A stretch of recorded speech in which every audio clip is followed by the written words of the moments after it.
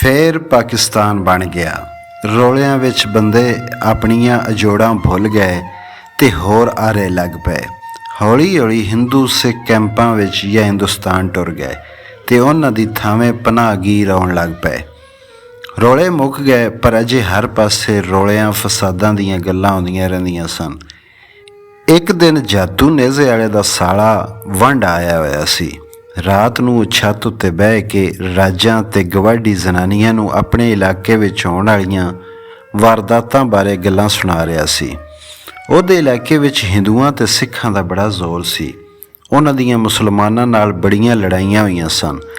ਆਪਾ ਖਾਲਿਦ ਨੂੰ ਆਖਿਆ ਜਾ ਕੇ ਪਤਾ ਕਰੇ ਮੋਚੀਆਂ ਦੇ ਕੋਠੇ ਉੱਤੇ ਕਾਹਦਾ ਇਕੱਠ ਹੈ।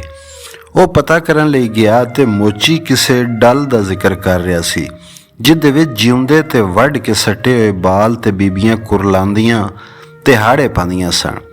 ਉਹ ਬੜੇ ਫਖਰ ਨਾਲ ਦੱਸ ਰਿਹਾ ਸੀ ਕਿਵੇਂ ਉਸ ਵੀ ਕੁਝ ਕਾਫਰ ਜ਼ਨਾਨੀਆਂ ਤੇ ਬਾਲਾਂ ਨੂੰ ਵੱਢ ਕੇ ਖੂਹ ਵਿੱਚ ਸੱਟਿਆ ਤੇ ਕਿਵੇਂ ਉਹ ਚਿਚਲਾਉਂਦੇ ਕੁਰਲਾਉਂਦੇ ਤੇ ਤਰਲੇ ਪਾਉਂਦੇ ਸਨ। ਜ਼ਨਾਨੀਆਂ ਇਹ ਗੱਲਾਂ ਸੁਣ ਕੇ ਰੋਂਦੀਆਂ ਤੇ ਡੁਸਕਦੀਆਂ ਪਈਆਂ ਸਨ। ਹਾਏ ਵੇ ਜ਼ਾਲਮਾ, ਤੈਨੂੰ ਤਰਸ ਨਾ ਆਇਆ? ਖਾਲਿਦ ਬੜਾ ਹੈਰਾਨ ਹੋਇਆ। ਜੇ ਹਿੰਦੂ ਸਿੱਖ ਕਾਫਰ ਸਨ, ਉਹਨਾਂ ਨੂੰ ਮਾਰਨਾ ਸਵਾਬ ਦਾ ਕੰਮ ਸੀ, ਤੇ ਫਿਰ ਬੀਬੀਆਂ ਰੋਂਦੀਆਂ ਕਿਉਂ ਪਈਆਂ ਸਨ? ਤੇ ਜੇ ਉਹਨਾਂ ਨੂੰ ਵੀ ਇਨਸਾਨ ਸਮਝ ਕੇ ਤਰਸ ਖਾਣਾ ਚਾਹੀਦਾ ਸੀ, ਤੇ ਫਿਰ ਉਹਨਾਂ ਨਾਲ ਇਹ ਸਲੂਕ ਕਿਉਂ ਹੋਇਆ? ਪਰ ਇੱਕ ਦਿਨ ਵੱਡੇ ਪਿੰਡੋਂ ਇੱਕ ਅਜੀਬ ਖਬਰ ਆਈ। ਡੇਰੇ ਵਿੱਚ ਰਾਮੇ ਭੱਟੀ ਦੇ ਇੱਕ ਕਾਮੇ ਫੱਤੂ ਮੁਸੱਲੀ ਦੱਸਿਆ ਉਹਨੇ ਛੱਬ ਵਿੱਚ ਮਾਲ ਛੇੜਿਆ ਹੋਇਆ ਸੀ। ਜਦੋਂ ਸਿੱਖਾਂ ਦਾ ਇੱਕ ਹਥਿਆਰਬੰਦ ਜੱਥਾ ਉੱਥੋਂ ਲੰਘਿਆ, ਉਹਨੂੰ ਵੇਖ ਕੇ ਇੱਕ ਸਰਦਾਰ ਆਖਿਆ, ਮੈਂ ਇੱਕ ਗੋਲੀ ਜ਼ਾਇਆ ਕਰ ਲਵਾਂ। ਇਹ ਆਖ ਕੇ ਉਹਨੇ ਫੱਤੂ ਵੱਲ ਬੰਦੂਕ ਸਿੱਧੀ ਕੀਤੀ, ਪਰ ਅਜੇ ਘੋੜਾ ਨੱਪਣ ਲੱਗਾ ਸੀ ਕਿ ਇੱਕ ਵੱਡੀ ਉਮਰ ਦੇ ਸਰਦਾਰ ਆਖਿਆ, ਭਾਵੇਂ ਮੁਸਲਾ ਏ ਪਰ ਬਾਲ ਏ, ਛੱਡ ਦੇ ਸੂ। ਫੱਤੂ ਦੱਸਿਆ ਪਈ ਇੰਨੇ ਚਿਰ ਵਿੱਚ ਡਰ ਨਾਲ ਉਹਦੀ ਲੱਕ ਦੀ ਭਿੱਜ ਗਈ। ਬੰਦੂਕ ਵਾਲੇ ਸਿੱਖ ਦਾ ਧਿਆਨ ਪੈ ਗਿਆ। ਉਹਨੇ ਬੰਦੂਕ ਪਿੱਛਾ ਕਰ ਲਈ ਤੇ ਉੱਚੀ ਸਾਰੀ ਹੱਸਿਆ। ਮਾਰਿਆ ਨਹੀਂ, ਪਰ ਮੁਸਲੇ ਦਾ ਮੂਤਰ ਕੱਢ ਛੜਿਆ ਹੈ। ਵਾਹਿਗੁਰੂ ਦੀ ਕਿਰਪਾ ਨਾਲ ਅਸਾਂ ਸਾਰਿਆਂ ਮੁਸਲਿਆਂ ਦਾ ਮੂਤਰ ਕੱਢ ਛੱਡਣਾ ਹੈ। ਇੱਕ ਹੋਰ ਬੋਲਿਆ, ਅੱਛਾ ਤੇ ਤੇਰਾ ਸੱਚੀ ਮੁੱਚੀ ਮੂਤਰ ਨਿਕਲ ਗਿਆ ਸੀ? ਕਿਸੇ ਫੱਤੂ ਨੂੰ ਪੁੱਛਿਆ। ਆਹੋ, ਫੱਤੂ ਮੁਸੱਲੀ ਜਵਾਬ ਦਿੱਤਾ, ਮੌਤ ਸਾਹਮਣੇ ਵੇਖ ਕੇ ਖਤਾ ਹੋ ਗਿਆ। ਤੂੰ ਤੇ ਮੁਸਲਮਾਨਾਂ ਦੇ ਨਾਂ ਨੂੰ ਵੱਟਾ ਲਵਾ ਦਿੱਤਾ। ਗਫੂਰੇ ਆਖਿਆ, ਮੁਸੱਲੀ ਜੋ ਹੋਇਆ ਨੂਰੇ ਜੇੜ ਕੀਤੀ, 9 ਮੁਸਲਮ ਸ਼ੇਖ। ਚੌਧਰੀ ਤੇਰਾ ਵੀ ਤੇ ਬਾਸੂ ਕੁਮਾਰ ਕੱਢ ਹੀ ਛੱਡਿਆ ਸੀ। ਫੱਤੂ ਆਪਣੇ ਸੱਚ ਬੋਲਣ ਦਾ ਅਸ਼ਰ ਵੇਖ ਕੇ ਆਖਿਆ। ਨੂਰਾ ਉੱਠ ਖਲੋਤਾ। ਪੈਰੋਂ ਜੁੱਤੀ ਲਾਹ ਕੇ ਉਹਨੇ ਫੱਤੂ ਮੁਸੱਲੀ ਦੀ ਚੰਗੀ ਛਿਤਰੌਲ ਕੀਤੀ। ਡੇਰੇ ਵਿੱਚ ਬੈਠੇ ਚੌਧਰੀ ਅਕਬਰ ਤੇ ਦੂਜੇ ਬੰਦੇ ਹੱਸਦੇ ਰਹੇ। ਉਹ ਅਜੇ ਤੀਕ ਸਿੱਖ ਦੀ ਬੰਦੂਕ ਦੇ ਡਰ ਤੋਂ ਉਹਦੀ ਲਾਕ ਦੀ ਭਿੱਜ ਜਾਣ ਦੇ ਮੰਜ਼ਰ ਦਾ ਸਵਾਦ ਲੈ ਰਹੇ ਸਨ। ਕਿਸੇ ਵੀ ਨੂਰੇ ਨੂੰ ਨਾ ਹਟਕਿਆ। ਨੂਰੇ ਆਪੂ ਥੱਕ ਕੇ ਜਾਂ ਖੋਰੇ ਜੁੱਤੀ ਟੁੱਟ ਜਾਣ ਦੇ ਡਰ ਤੋਂ ਬਸ ਕੀਤੀ। ਫੱਤੂ ਰੋਣ ਲੱਗ ਪਿਆ। ਫਿਰ ਡੇਰੇ ਵਿੱਚੋਂ ਨਿਕਲਦਿਆਂ ਹੋਇਆਂ ਉਹਨੇ ਬੂਹੇ ਵਿੱਚ ਖਲੋ ਕੇ ਚੌਧਰੀ ਵੱਲ ਵੇਖਿਆ ਤੇ ਆਖਣ ਲੱਗਾ, ਤੁਸੀਂ ਤੇ ਉਹਨਾਂ ਸਿੱਖਾਂ ਨਾਲੋਂ ਵੀ 2 ਹੱਥ ਅੱਗੇ ਹੋ। ਇਹ ਆਖ ਕੇ ਉਹ ਨੱਸ ਗਿਆ। ਤੇਰੇ ਕਾਮੇ ਦੀ ਜ਼ਬਾਨ ਬਹੁਤੀ ਲੰਮੀ ਹੋ ਗਈ ਏ। ਚੌਧਰੀ ਗਫੂਰੇ ਰਾਮੇ ਨੂੰ ਆਖਿਆ, ਇਹਦਾ ਵੇਲੇ ਸਿਰ ਬੰਦੋਬਸਤ ਕਰ, ਨਹੀਂ ਤੇ ਖਰਾਬ ਕਰੇਗਾ। ਚੌਧਰੀ ਰਾਮਾ ਇਸ ਗੱਲ ਉੱਤੇ ਖਫਾ ਬੈਠਾ ਸੀ ਪਈ ਉਹਦੇ ਹੁੰਦਿਆਂ ਉਹਦੇ ਕਾਮੇ ਉੱਤੇ ਕਿਉਂ ਹੱਥ ਚੁੱਕਿਆ ਗਿਆ।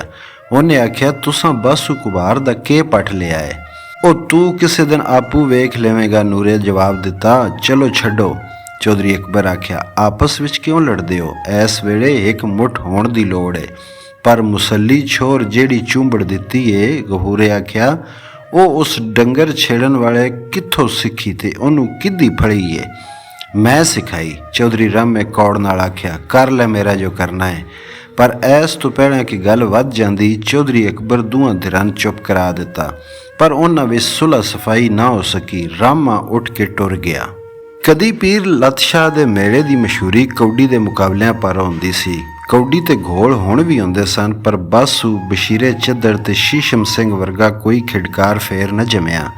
ਸ਼ੀਸ਼ਮ ਸਿੰਘ ਤੇ ਖੈਰ ਵੰਡ ਪਿੱਛੋਂ ਹਿੰਦੁਸਤਾਨ ਟੁਰ ਗਿਆ ਸੀ, ਪਰ ਬਾਸੂ ਨੂੰ ਉਹਦੇ ਹੱਸ ਤਾਂ ਖੇਡਣ ਜੋਗਾ ਨਾ ਛੱਡਿਆ।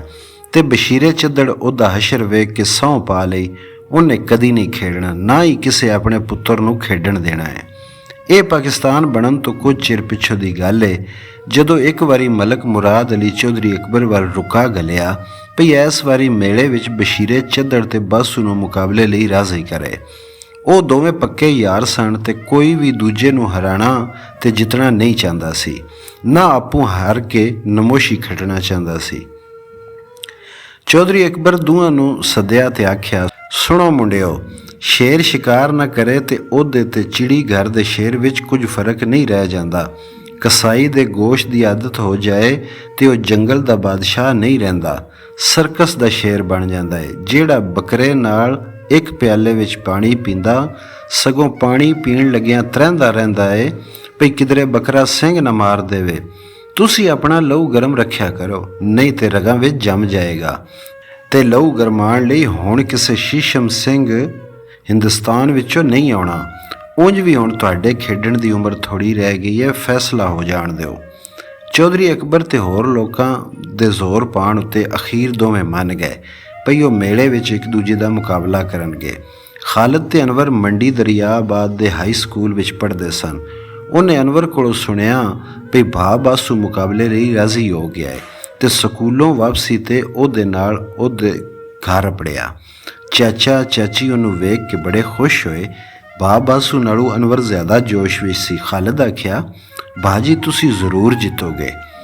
ਖਾਲਿਦ ਭਾ ਬਾਸੂ ਆਖਿਆ, ਚੱਦੜ ਮੇਰਾ ਯਾਰ ਹੈ, ਇਸ ਲਈ ਮੇਰੀ ਦੋਵੇਂ ਤਰ੍ਹਾਂ ਹਾਰ ਹੈ, ਖਾਵਾਂ ਤੇ ਕੋੜਾ, ਛੱਡਾਂ ਤੇ ਲੀਕ। ਅਨੂੰ ਆਖਿਆ, ਭਾ ਤੂੰ ਕੋੜਾ ਹੋਇਆ ਸੋਹਣਾ, ਸਾਨੂੰ ਤੇਰੀ ਜਿੱਤ ਚਾਹੀਦੀ ਏ। ਤੂੰ ਚੁੱਪ ਕਰ ਓਏ ਚੂਹਿਆ। ਭਾ ਬਾਸੂ ਆਖਿਆ, ਮੈਂ ਖਾਲਿਦ ਨਾਲ ਇਲਮ ਦੀ ਗੱਲ ਕਰ ਰਿਹਾ, ਜੇ ਤੂੰ ਹਾਰ ਗਿਆ ਤੇ ਮੈਂ ਪੜ੍ਹਾਈ ਛੱਡ ਦੇਣੀ ਹੈ ਭਾ। ਅਨੂੰ ਆਖਿਆ, ਨਾ ਓਏ ਮੁਰਦਾਰਾ। ਬਾਸੂ ਆਖਿਆ, ਤੂੰ ਮੇਰੇ ਹਿੱਸੇ ਦਾ ਵੀ ਪੜ੍ਹਨਾ ਹੈ, ਤੂੰ ਮੇਰੇ ਹਿੱਸੇ ਦਾ ਜਿੱਤਣਾ ਹੈ। ਹਲਾ ਭਾਈਆ, ਬਾਸੂ ਆਖਿਆ, ਦੁਆ ਕਰ। ਚਲੋ ਚੱਲ ਕੇ ਸਾਰੇ ਬਿਰਾ ਰੋਟੀ ਖਾਓ। ਚਾਚੀ ਆਖਿਆ, ਮੈਂ ਅੰਦਰ ਰੱਖ ਦਿੱਤੀ ਏ। ਅਗਲੇ ਦਿਨ ਮੇਲੇ ਦਾ ਅਖੀਰਲਾ ਦਿਨ ਸੀ। ਕੌਡੀ ਲੋਡੇ ਵੇਲੇ ਹੋਣੀ ਸੀ। ਲੋਡਾ ਵੇਲਾ ਖੋਰੇ ਕਦੋਂ ਹੋਣਾ ਸੀ। ਖਾਲਿਦ ਸੌਂ ਕੇ ਉੱਠਿਆ ਤੇ ਅੰਮੀ ਦੱਸਿਆ ਉਹਦੇ ਬੇਲੀ ਇੱਕ ਚੱਕਰ ਲਾ ਵੀ ਗਏ ਨੇ ਤੇ ਹੁਣ ਕੁੱਬੇ ਦੀ ਹੱਟੀ ਉੱਤੇ ਉਹਨੂੰ ਉਡੀਕਦੇ ਪਏ ਨੇ। ਉਹਨੇ ਛੇਤੀ ਛੇਤੀ ਰਾਤ ਦੀ ਬੇਹੀ ਰੋਟੀ ਉੱਤੇ ਸਜਰਾ ਮੱਖਣ ਰੱਖ ਕੇ ਨਾਸ਼ਤਾ ਕੀਤਾ, ਸੰਘਣੀ ਲੱਸੀ ਦਾ ਇੱਕ ਛੰਨਾ ਪੀਤਾ ਤੇ ਡਿਕਰਦਾ ਹੋਇਆ ਕੁੱਬੇ ਦੀ ਹੱਟੀ ਵੱਲ ਨੱਸਿਆ। ਮੂਦਾ, ਜੂਰਾ, ਜੀਰੂ ਤੇ ਮੀਆਂ ਅਬਦਲ ਥੜੇ ਉੱਤੇ ਲੱਤਾਂ ਲਮਕਾ ਕੇ ਬੈਠੇ ਸਿਗਰਟ ਪੈ ਪੀਂਦੇ ਸਨ, ਕਿਉਂ ਜੇ ਅੰਦਰ ਚਿਣਗਾਂ ਸਨ। ਹਮੀਦਾ ਕਿੱਥੇ? ਉਹਨੇ ਪੁੱਛਿਆ। ਉਹ ਮਲਕਾਂ ਦੇ ਡੇਰੇ ਵੱਲ ਗਿਆ ਸੀ, ਜੀਰੂ ਦੱਸਿਆ। ਉੱਥੇ ਹੀ ਹੋਵੇਗਾ, ਚਲੋ ਪਤਾ ਕਰ ਲੈਂਦੇ ਹਾਂ। ਉਹ ਟੁਰਦੇ ਟੁਰਦੇ ਡੇਰੇ ਕੋਲ ਆਏ। ਉਹ ਪ੍ਰਾਹੁਣਿਆਂ ਨਾਲ ਭਰਿਆ ਹੋਇਆ ਸੀ, ਪਰ ਮਲਕ ਮੁਰਾਦ ਅਲੀ ਜਾਂ ਵਾਰਸ ਕਿਧਰੇ ਨਾ ਦਿਸੇ। ਮੇਲੇ ਪਾਰੋਂ ਰੁੱਝੇ ਹੋਏ ਸਨ। ਮੁੰਦੀ ਮੁਸੱਲੀ ਦੱਸਿਆ ਭਈ ਹਮੀਦੇ ਨੂੰ ਨਿੱਕਾ ਮਲਕ ਵਾੜੇ ਵੱਲ ਲੈ ਗਿਆ ਸੀ। ਉਹਨਾਂ ਇੱਕ ਦੂਜੇ ਵੱਲ ਪਰੇਸ਼ਾਨ ਨਜ਼ਰਾਂ ਨਾਲ ਤੱਕਿਆ। ਵਾਰਸ ਦੀਆਂ ਆਦਤਾਂ ਦਾ ਉਹਨਾਂ ਨੂੰ ਪਤਾ ਸੀ। ਉਹ ਵਾੜੇ ਵੱਲ ਆਏ, ਪਰ ਪਤਾ ਲੱਗਾ ਵਾਰਸ ਥੋੜ੍ਹਾ ਚਿਰ ਪਹਿਲਾਂ ਘੋੜੀ ਉੱਤੇ ਚੜ੍ਹ ਕੇ ਮੇਲੇ ਵੱਲ ਟੁਰ ਗਿਆ ਤੇ ਹਮੀਦਾ ਲੱਭਦੇ ਲੱਭਦੇ ਮਲਕਾਂ ਦੇ ਵਾੜੇ ਦੀ ਇੱਕ ਘੁੜ ਕੋਲ ਆਏ। ਅੰਦਰੋਂ ਰੋਣ ਡੁਸਕਣ ਦੀ ਆਵਾਜ਼ ਆਈ। ਕੁੰਡੀ ਖੋਲ੍ਹ ਕੇ ਵੇਖਿਆ ਉਹਨੇ ਤੇ ਹਮੀਦਾ ਰੱਸੀਆਂ ਵਿੱਚ ਬੱਧਾ ਹੋਇਆ ਸੀ। ਉਹਨਾਂ ਨੂੰ ਵੇਖ ਕੇ ਉੱਚੀ ਉੱਚੀ ਰੋਣ ਲੱਗ ਪਿਆ। ਉਹਨਾਂ ਅੱਗੇ ਹੋ ਕੇ ਰੱਸੀਆਂ ਖੋਲ੍ਹੀਆਂ। ਉਹਦੇ ਖੁੰਨੇ ਸੇਕੇ ਹੋਏ ਸਨ ਤੇ ਨੰਗੇ ਪਿੰਡੇ ਉੱਤੇ ਜਰੀਟਾਂ ਸਨ। ਕੀ ਹੋਈ? ਕਿੰਨੇ ਤੈਨੂੰ ਬੰਨਿਆ? ਵਾਰਸ, ਕਿਉਂ? ਪਹਿਲਾਂ ਕੁਝ ਹੋਰ ਆਖਦਾ ਸੀ। ਜਦੋਂ ਮੈਂ ਨਾ ਮੰਨਿਆ ਤੇ ਫਿਰ ਆਖਣ ਲੱਗਾ, ਬਾਗਾਂ ਵਾਲੀ ਮੇਰੇ ਇੱਕ ਬੇਲੀ ਨੂੰ ਰੁੱਕਾ ਫੜਾ। ਮੈਂ ਆਖਿਆ, ਉੱਥੇ 5 ਘੋਪਾ ਦੇ, ਮੈਂ ਪੈਦਲ ਕਿਵੇਂ ਆਵਾਂ ਜਾਵਾਂਗਾ। ਬਸ ਉਹਨੇ ਮਾਰਨਾ ਕੁੱਟਣਾ ਸ਼ੁਰੂ ਕਰ ਦਿੱਤਾ। ਪਹਿਲਾਂ ਮਾਰਦਾ ਰਿਹਾ, ਫਿਰ ਕੁੱਤੇ ਵਾਂਗੂ ਭੌਂਕਣ ਲਈ ਆਖਦਾ। ਮੈਂ ਭੌਂਕਦਾ ਰਿਹਾ ਤੇ ਉਹ ਹੱਸਦਾ ਰਿਹਾ। ਫਿਰ ਮੈਨੂੰ ਅੰਦਰ ਬੰਦ ਕਰਕੇ ਆਪੂ ਮੇਲੇ ਵੱਲ ਟੁਰ ਗਿਆ। ਪਹਿਲੋਂ ਕੀ ਆਖਦਾ ਸੀ? ਮੀਆਂ ਅਬਦੁਲ ਪੁੱਛਿਆ। ਉਹ ਹੀ ਜਿਹੜਾ ਹਰ ਮੁੰਡੇ ਨੂੰ ਆਖਦਾ ਏ। ਹਮੀਦੇ ਦੀ ਥਾਂ ਮੂਦੇ ਜਵਾਬ ਦਿੱਤਾ। ਕਦੀ ਮੈਨੂੰ ਆਖੇ ਤੇ ਮੈਂ ਜੂਰੇ ਆਖਿਆ, ਲਾ ਹੌਲਾ ਵਲਾ ਕੁਵਤ। ਮੀਆਂ ਅਬਦੁਲ ਆਖਿਆ, ਲੂਤੀ ਖਬੀਸ ਲਈਨ। ਚਲੋ ਵੱਡੇ ਮਲਕ ਕੋਲ ਚਲੀਏ। ਖਾਲਿਦ ਆਖਿਆ, ਉਹਨੂੰ ਸਾਰੀ ਗੱਲ ਦੱਸੀਏ। ਉਹ ਵੀ ਉਹਦਾ ਹੀ ਪਿਓ ਹੈ। ਜੂਰੇ ਆਖਿਆ, ਕੀ ਫਾਇਦਾ, ਰਹਿਣ ਦਿਓ। ਹਮੀਦੇ ਆਖਿਆ, ਗੱਲ ਵੱਧ ਜਾਏਗੀ, ਅਸਾਂ ਪਿੰਡ ਵਿੱਚ ਰਹਿਣਾ ਹੈ। ਇਹ ਜ਼ੁਲਮ ਤੇ ਹਨੇਰ ਏ, ਚੁੱਪ ਨਹੀਂ ਰਹਿਣਾ ਚਾਹੀਦਾ। ਖਾਲਿਦ ਆਖਿਆ। ਉਹ ਸਾਰੇ ਹਮੀਦੇ ਨੂੰ ਨਾਲ ਲੈ ਕੇ ਮਲਕਾਂ ਦੇ ਡੇਰੇ ਤੇ ਆਏ। ਮਲਕ ਮੁਰਾਦ ਅਲੀ ਮੰਜੀ ਤੇ ਬੈਠਾ ਦਾੜੀ ਬਣਵਾਉਂਦਾ ਪਿਆ ਸੀ।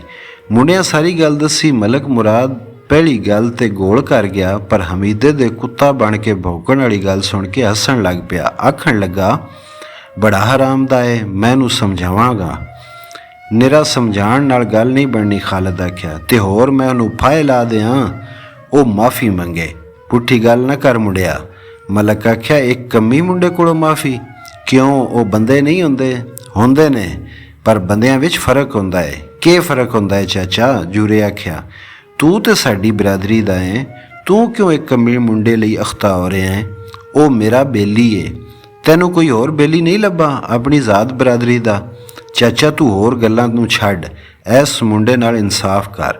ਚਲੋ ਮੈਂ ਡੰਨ ਭਰ ਦਿੰਦਾ ਹੈ, 4 ਟੋਪੇ ਕਣਕ ਦੇ 4 ਟੋਪਿਆਂ ਨਾਲੇ ਸਾਰੀ ਤਕਲੀਫ ਤੇ ਬਿਜ਼ਤੀ ਭੁੱਲ ਜਾਏਗਾ। ਜੂਰੇ ਆਖਿਆ। 5 ਟੋਪੇ ਸਹੀ, ਮਲਕ ਹੱਸ ਕੇ ਆਖਿਆ। ਕਣਕ ਵਿੱਚ ਬੜੀ ਤਾਕਤ ਹੁੰਦੀ ਹੈ ਪੁੱਤਰ, ਇੱਜ਼ਤ ਬਿਜ਼ਤੀ ਨਾਲੋਂ ਬਹੁਤੀ। ਖਾਲਦ ਆਖਿਆ। ਆਹੋ, ਮਲਕ ਆਖਿਆ। ਐਸ ਕਣਕ ਹਜ਼ਰਤ ਆਦਮ ਤੇ ਅੰਮਾ ਹਵਾ ਨੂੰ ਬਹਿਸ਼ ਤੋਂ ਕਢਾ ਛੱਡਿਆ ਸੀ। 4 ਟੋਪੇ ਕਣਕ ਲਈ ਪਿੰਡ ਦਾ ਹਰ ਕੰਮੀ ਇਹਦੇ ਨਾਲੋਂ ਦੂਣੀ ਮਾਰ ਖਾਣ ਲਈ ਤਿਆਰ ਹੋ ਜਾਏ।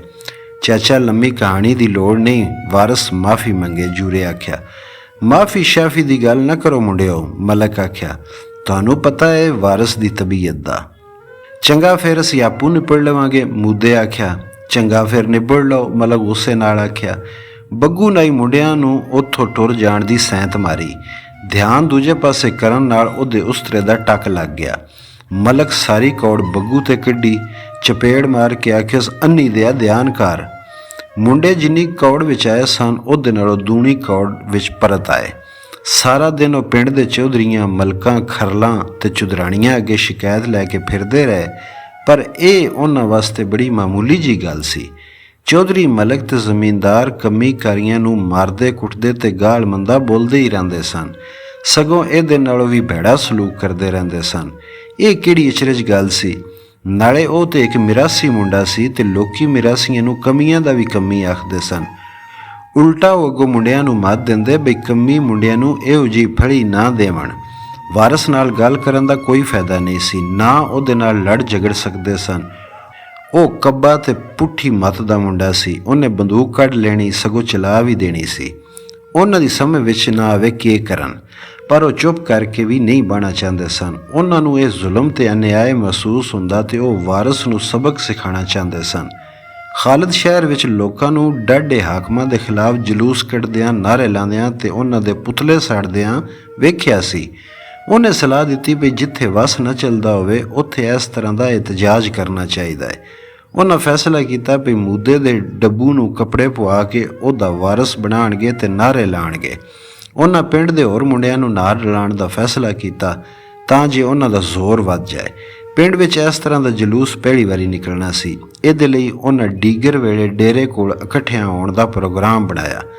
ਡੀਗਰ ਵੇਲਾ ਕਦੀ ਨਾ ਆਇਆ, ਪੇਸ਼ੀ ਵੇਲੇ ਹੋਰ ਚੰਨ ਚੜ੍ਹ ਗਿਆ। ਵੱਡੇ ਪਿੰਡੋਂ ਖਬਰ ਆਈ, ਨੂਰੇ ਤੇ ਗਫੂਰੇ ਬਾਸੂ ਦੇ ਘਰ ਦਾੜਾ ਮਾਰਿਆ ਤੇ ਉਹਦੀ ਲੱਤ ਬੰਨ ਛੱਡੀ ਏ। ਖਾਲਦ ਸਾਈਕਲ ਫੜ ਕੇ ਵੱਡੇ ਪਿੰਡ ਨੂੰ ਨੱਸਿਆ। ਪਤਾ ਲੱਗਾ ਬਾਸੂ ਨੂੰ ਸ਼ਹਿਰ ਦੇ ਹਸਪਤਾਲ ਲੈ ਗਏ ਨੇ। ਸਿਰਫ ਚਾਚਾ ਕਰਮਦੀਨ ਪਿੰਡ ਵਿੱਚ ਸੀ। ਉਹ ਵੀ ਪੁਲਿਸ ਚੌਕੀ ਰਿਪੋਰਟ ਦਰਜ ਕਰਾਉਣ ਗਿਆ ਤੇ ਉੱਥੇ ਹੀ ਬੈਠਿਆ ਹੋਇਆ ਸੀ। ਉਹ ਪੁਲਿਸ ਚੌਕੀ ਆਇਆ। ਚਾਚੇ ਕਰਮਦੀਨ ਦੱਸਿਆ ਭਈ ਬਾਸੂ ਰੋਟੀ ਖਾਂਦਾ ਪਿਆ ਸੀ ਜਦੋਂ ਅਚਣਚੇਤ ਨੂਰੇ ਤੇ ਗਫੂਰੇ ਹੱਲਾ ਬੋਲ ਦਿੱਤਾ। ਬਾਸੂ ਮੁਕਾਬਲਾ ਕਰਨ ਲਈ ਉੱਠਿਆ, ਪਰ ਉਹਨਾਂ ਉਹਦੀ ਮਾਂ ਨੂੰ ਕਾਬੂ ਕਰ ਲਿਆ ਤੇ ਧਮਕੀ ਦਿੱਤੀ ਜੇ ਉਹ ਅੱਗੇ ਵਧਿਆ ਤੇ ਉਹਨਾਂ ਉਹਦੀ ਮਾਂ ਦਾ ਗਾਟਾ ਲਾ ਛੱਡਣਾ ਹੈ। ਇਸ ਤਰ੍ਹਾਂ ਉਹ ਬਾਸੂ ਨੂੰ ਬੇਬਸ ਕਰਕੇ ਉਹਦੀਆਂ ਲੱਤਾਂ ਉੱਤੇ ਸੋਟੇ ਮਾਰਦੇ ਰਹੇ। ਉਹ ਚਾਹੁੰਦੇ ਤੇ ਸਿਰ ਵਿੱਚ ਵੀ ਮਾਰ ਸਕਦੇ ਸਨ, ਪਰ ਖੋਰੇ ਸਿਰਫ ਉਹਦੀਆਂ ਲੱਤਾਂ ਬਣਨੀਆਂ ਚਾਹੁੰਦੇ ਸਨ। ਉਹ ਭੱਜ ਗਈਆਂ ਤੇ ਉਹ ਨੱਸ ਗਏ। ਚਾਚੇ ਕਰਮਦੀਨ ਇਹ ਵੀ ਦੱਸਿਆ ਭਈ ਇੱਕ ਲੱਤ ਫੱਟੜ ਹੋਈ ਤੇ ਦੂਜੀ ਦੀ ਹੱਡੀ ਟੁੱਟ ਗਈ ਹੈ। ਚੌਕੀ ਦੇ ਕੋਲ ਹੀ ਇੱਕ ਥੜੇ ਉੱਤੇ ਲੋਕੀ ਕਰਮਦੀਨ ਕੋਲ ਜੁੜੇ ਬੈਠੇ ਸਨ। ਲੋਕਾਂ ਨੂੰ ਡਾਢਾ ਅਫਸੋਸ ਸੀ। 2 ਜਾਂਦੇ 3 ਹੋਰ ਆ ਜਾਂਦੇ। ਪਿੰਡ ਵਿੱਚ ਕੌਡੀ ਦੇ ਮੁਕਾਬਲੇ ਦੀ ਮਨਸੂਖੀ ਦਾ ਐਲਾਨ ਹੋ ਚੁੱਕਿਆ ਸੀ। ਪੁਲਿਸ ਡਾਕਟਰੀ ਰਿਪੋਰਟ ਉਡੀਕਦੀ ਪਈ ਸੀ। ਉਹ ਘਰ ਆਇਆ, ਸਾਰੀ ਗੱਲ ਦੱਸੀ। ਆਪਾ ਦੇ ਹੱਥ ਵਿੱਚੋਂ ਪਾਣੀ ਦਾ ਭਰਿਆ ਹੋਇਆ ਜੱਗ ਡਿੱਗ ਪਿਆ ਤੇ ਖੋਰੇ ਉਹ ਬਹਿ ਨਾ ਜਾਂਦੀ ਤੇ ਆਪੂ ਵੀ ਡਿੱਗ ਪੈਂਦੀ।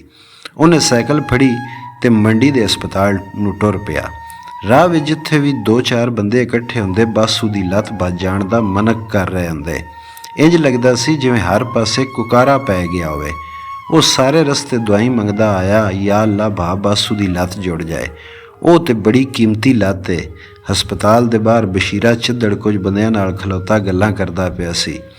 ਇਹ ਬਾਸੂ ਦੀ ਨਹੀਂ, ਮੇਰੀ ਲੱਤ ਟੁੱਟੀ ਏ। ਮੈਂ ਡਾਕਟਰ ਨੂੰ ਆਖਿਆ ਏ ਮੇਰਾ ਜਿੰਨਾ ਖੂਨ ਚਾਹੋ ਕੱਢ ਲਓ, ਮੇਰੀਆਂ ਦੋਵੇਂ ਲੱਤਾਂ ਵੱਢ ਦਿਓ, ਪਰ ਬਾਸੂ ਦੀ ਲੱਤ ਬਚਾ ਲਓ। ਹਸਪਤਾਲ ਦੇ ਅਹਾਤੇ ਵਿੱਚ ਅਨੂ ਖਲੋਤਾ ਸੀ। ਉਹਨੂੰ ਵੇਖ ਕੇ ਜੱਫਾ ਮਾਰ ਕੇ ਉੱਚੀ ਉੱਚੀ ਰੋਣ ਲੱਗ ਪਿਆ। ਉਹ ਸਹਿਮ ਗਿਆ। ਭਾਜੀ ਠੀਕ ਨੇ? ਆਹੋ, ਅਨੂ ਆਖਿਆ, ਪਰ ਭਾ ਦੀ ਇੱਕ ਲੱਤ ਫੀਤੀ ਫੀਤੀ ਹੋ ਗਈ ਏ, ਜੁੜ ਜਾਏਗੀ। ਉਸ ਦਿਲਾਸਾ ਦਿੱਤਾ। ਕਿੱਥੇ ਹੈ ਭਾ? ਆਪਰੇਸ਼ਨ ਕਰ ਰਹੇ ਨੇ, ਅਨੂ ਦੱਸਿਆ। ਫਿਰ ਰੋਂਦਾ ਰੋਂਦਾ ਆਖਣ ਲੱਗਾ, ਜੁੜ ਵੀ ਗਈ ਤੇ ਭਾ ਕੌਡੀ ਤੇ ਨਹੀਂ ਖੇਡ ਸਕੇਗਾ। ਕਿਉਂ ਨਹੀਂ ਖੇਡ ਸਕੇਗਾ? ਉਸ ਤਸੱਲੀ ਦਿੱਤੀ, ਤੂੰ ਫਿਕਰ ਨਾ ਕਰ। ਫਿਰ ਚਾਚੀ ਮਿਲੀ, ਗੱਲ ਲੱਗ ਕੇ ਰੋਂਦੀ ਤੇ ਵਹਿਣ ਕਰਦੀ ਰਹੀ। ਹਾਏ ਮੇਰੇ ਸ਼ੇਰ ਪੁੱਤਰ ਨੂੰ ਕਿੱਦੀ ਨਜ਼ਰ ਲੱਗ ਗਈ। ਮੈਂ ਆਖਦੀ ਰਹੀ, ਅਬਾਸ ਮੇਰੀ ਪਰਵਾਹ ਨਾ ਕਰ, ਪਰ ਉਹ ਬੜੇ ਜਿਗਰੇ ਨਾਲ ਚੁੱਪ ਕਰਕੇ ਸੋਟੇ ਖਾਂਦਾ ਰਿਹਾ। ਹਾਏ ਮੈਨੂੰ ਤੱਤੀ ਨੂੰ ਮਰ ਜਾਣ ਦਿੰਦਾ, ਮੈਂ ਖਾ ਹੰਡਾ ਬੈਠੀ ਸਾਂ। ਚਾਚੀ ਉਹਨੇ ਤੇਰੇ ਦੁੱਧ ਦੀ ਲਾਜ ਰੱਖ ਲਈ, ਖਾਲਦ ਆਖਿਆ। ਤੈਨੂੰ ਕਿਵੇਂ ਮਰ ਜਾਣ ਦਿੰਦਾ? ਇਹ ਲੱਤਾਂ ਬਾਹਾਂ ਵੀ ਤੇ ਤੇਰੀਆਂ ਦਿੱਤੀਆਂ ਹੋਈਆਂ ਸਨ। ਆਫਰੀਨ ਸੂ, ਇਹੋ ਤੇ ਸਹੀ ਖਿਡਕਾਰ ਦੀ ਨਿਸ਼ਾਨੀ ਏ। ਵੱਡੇ ਪਿੰਡ ਦੇ ਹੋਰ ਲੋਕੀ ਵੀ ਨਾਲ ਆਏ ਸਨ। ਫਿਰ ਚੌਧਰੀ ਅਕਬਰ ਵੀ ਆ ਗਿਆ। ਥੋੜੇ ਚਿਰ ਪਿੱਛੋਂ ਚਾਚਾ ਕਰਮਦੀਨ ਵੀ ਅੱਪੜ ਗਿਆ। ਆਪਰੇਸ਼ਨ ਲੰਮਾ ਹੋ ਗਿਆ। ਦਿਲਾਂ ਦੀ ਬੇਚੈਨੀ ਵੱਧ ਗਈ। ਹਸਪਤਾਲ ਦਾ ਅਹਾਤਾ ਬੰਦਿਆਂ ਨਾਲ ਭਰ ਗਿਆ। ਜਿਹੜੇ ਬੰਦਿਆਂ ਅੱਜ ਘੋੜੀਆਂ ਡਾਚੀਆਂ ਉੱਤੇ ਚੜ੍ਹ ਕੇ ਬਾਸੂ ਤੇ ਬਸ਼ੀਰੇ ਦੀ ਖੇਡ ਵੇਖਣੀ ਸੀ, ਉਹ ਹਸਪਤਾਲ ਦੇ ਅਹਾਤੇ ਵਿੱਚ ਨਿੰਮੂ ਝਾਣੇ ਬੈਠੇ ਸਨ। ਰਾਤੀ 9 ਵਜੇ ਆਪਰੇਸ਼ਨ ਮੁੱਕਾ। ਬਾਸੂ ਦਾ ਸਟ੍ਰੈਚਰ ਬਾਹਰ ਆਇਆ, ਪਰ ਨਾਲ ਹੀ ਇਹ ਕਲੇਜਾ ਪਾੜ ਦੇਣ ਵਾਲੀ ਇਤਲਾਹ ਵੀ। ਉਹਦੀ ਜ਼ਿੰਦਗੀ ਬਚਾਉਣ ਲਈ ਲੱਤ ਵੱਢਣੀ ਪੈ ਗਈ ਏ। ਹਰ ਸੁਣਨ ਵਾਲੇ ਦੇ ਦਿਲ ਨੂੰ ਧੱਕਾ ਲੱਗਾ। ਦੂਜੇ ਦਿਨ 10 ਵਜੇ ਜਾ ਕੇ ਕਿਧਰੇ ਉਹਨੂੰ ਹੋਸ਼ ਆਈ। ਉਹਨੂੰ ਅਨੂ ਦੇ ਰੋਣ ਵਿਲਕਣ ਤੋਂ ਗਵੇੜ ਹੋ ਗਿਆ ਭਈ ਉਹਦੀ ਲੱਤ ਵੱਢ ਦਿੱਤੀ ਨੇ। ਉਹਦੀਆਂ ਅੱਖਾਂ ਵਿੱਚ ਅਥਰੂ ਆ ਗਏ। ਮਾਂ ਪਿਓ ਦੇ ਗਲ ਲੱਗ ਕੇ ਰੋਂਦਾ ਰਿਹਾ। ਚਾਚੀ ਤੇ ਜਿਵੇਂ ਸੁਦੈਣ ਹੋ ਗਈ ਸੀ।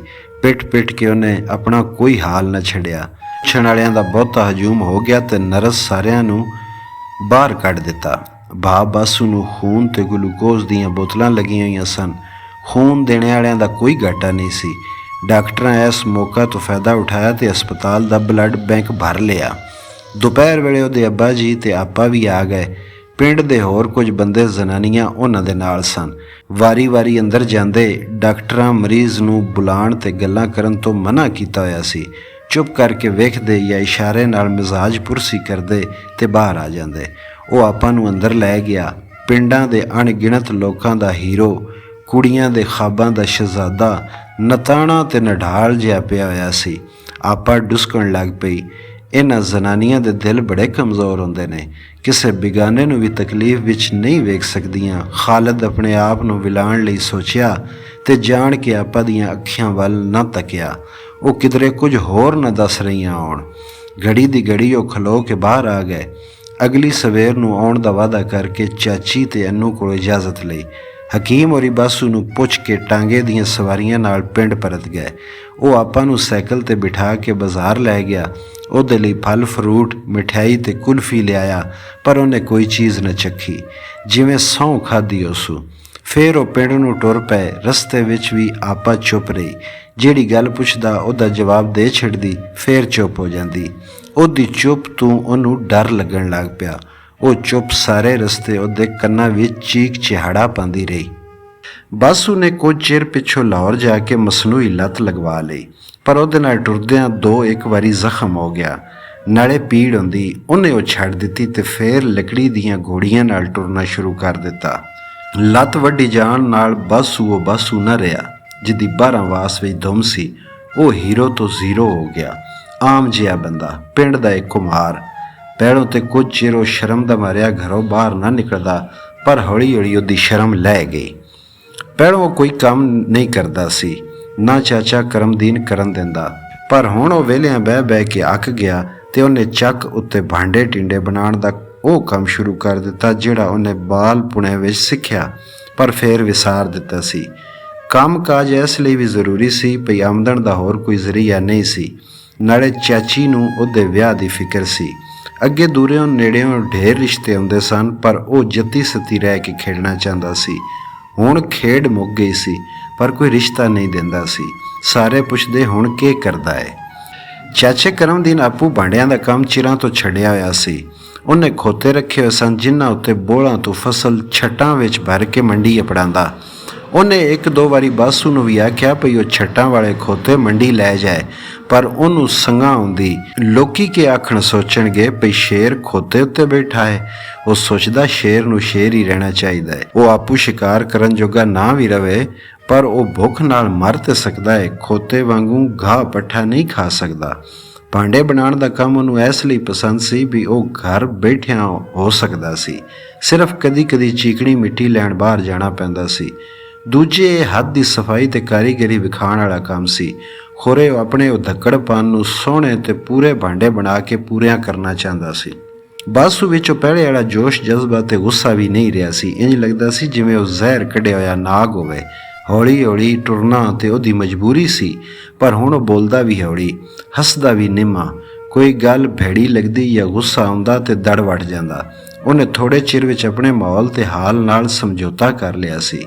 ਸ਼ੁਰੂ ਵਿੱਚ ਉਹਦੇ ਖਿਡਕਾਰ ਸੱਜਣ ਬੇਲੀ ਉਹਨੂੰ ਮਿਲਣ ਆਉਂਦੇ ਰਹਿੰਦੇ ਸਨ, ਪਰ ਫਿਰ ਹੌਲੀ ਹੌਲੀ ਸਾਰੇ ਛੱਡ ਗਏ।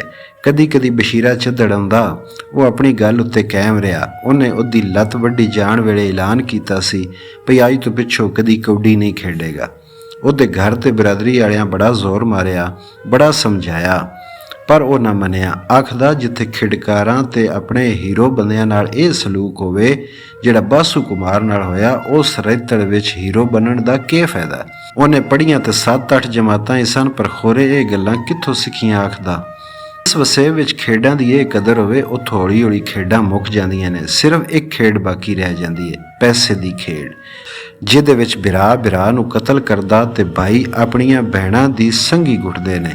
ਜਵਾਨ ਮੁੰਡਿਆਂ ਨੂੰ ਸਿਹਤਮੰਦ ਤਫਰੀਹ ਨਾ ਲੱਭੇ ਤੇ ਉਹਨਾਂ ਦਾ ਧਿਆਨ ਚੋਰੀਆਂ ਡਾਕਿਆਂ ਤੇ ਕਤਲਾਂ ਵੱਲ ਹੋ ਜਾਂਦਾ ਹੈ। ਚਾਚੀ ਹੁਣ ਵੀ ਕਦੀ ਕਦੀ ਬਾਸੂ ਨੂੰ ਮੇਰਾ ਸ਼ੇਰ ਪੁੱਤਰ ਆਖਦੀ ਤੇ ਉਹ ਹਰ ਵਾਰੀ ਟੋਕ ਦਿੰਦਾ, ਰੋਣ ਵਰਗੇ ਹਾਸੇ ਨਾਲ ਆਖਦਾ, ਮਾਂ ਹੁਣ ਮੈਂ ਸ਼ੇਰ ਨਹੀਂ ਰਿਹਾ, ਘੁਮਿਆਰਾਂ ਦੇ ਵਾੜੇ ਦਾ ਇੱਕ ਖੋਤਾ ਹਾਂ। ਉਹ ਸਾਰੀ ਰਾਤ ਜਾਗਦਾ ਤੇ ਪਤਾ ਨਹੀਂ ਤਾਰਿਆਂ ਵਿੱਚ ਕੀ ਲੱਭਦਾ ਰਹਿੰਦਾ। ਇੰਜ ਲੱਗਦਾ ਸੀ ਉਹਦੇ ਸਾਰੇ ਸੁਪਨੇ ਤਿੱਤਰ ਬਿੱਤਰ ਹੋ ਗਏ ਨੇ।